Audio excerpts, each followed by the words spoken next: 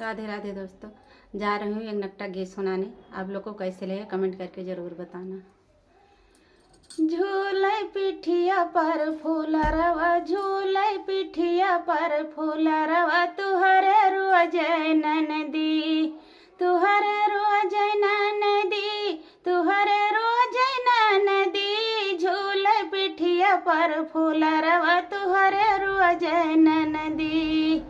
नकिया कहवा तू कटायु ना बतायु ननदी, नकिया कहवा तू कटायु ना बतायु ननदी।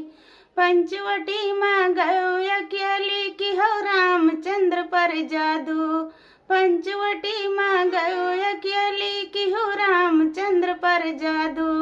लखन लाल भल भल समझावे हुए भयो बेकाबू, नकिया हुई तू कटायु ना बतायु ननदी, नकिया हुई तू कटायु ना बतायु ननदी, ना बतायु ननदी, ना बतायु ननदी।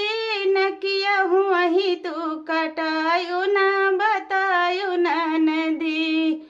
झूले पिठिया पर फूलरवा, तुहरे रोज ननदी, झूले पिठिया पर फूलरवा, तुहरे रोज ननदी।